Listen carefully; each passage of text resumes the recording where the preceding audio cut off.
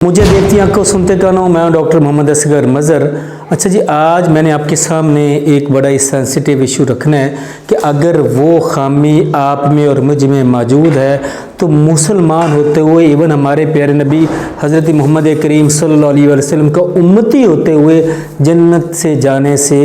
میں جانے سے محروم ہو جائیں گے۔ کبھی بھی وہ شخص جنت میں نہیں جائے گا۔ یہ میں نہیں کہہ رہا، یہ آپ کے اور میرے سب سے پیارے، جان سے پیارے محمد کریم صلی اللہ علیہ وسلم خود فرما رہے ہیں کہ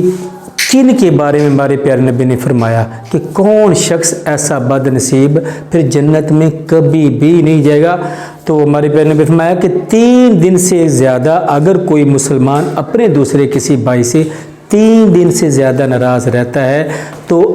یہ دونوں حرام کام کر رہے ہیں اور دونوں پھر بھٹکے ہوئے شخص ہیں۔ پھر آپ نے فرمایا کہ جو شخص پہل کرتا ہے، ایون قصور اس کا نہیں ہے، قصور اگلے کا بھی ہے، لیکن اگر کوئی شخص پہل کرتا ہے تو ہمارے پیارے نبی نے فرمایا سلام کرتا ہے، لیکن دوسرا شخص اس کو جواب نہیں دیتا تو پھر اس کو فرشتے جواب دیتے ہیں، اور جو جواب نہیں دیتا پھر اس کو شیطان جواب دیتا ہے، یعنی شیطان اس کو اور ورگلا دیتا ہے۔ تو اسی طرح ہمارے پیارے نبی نے فرمایا کہ اگر اسی طرح ہی قطع تلقی میں، یعنی 3 دن سے زیادہ اگر کوئی بول چال بند ہے کسی کی، قطع تلقی میں مر گئے تو پھر یہ دونوں جہنم میں جائیں گے، پھر کبھی بھی جنت میں جانے نہیں پائیں گے۔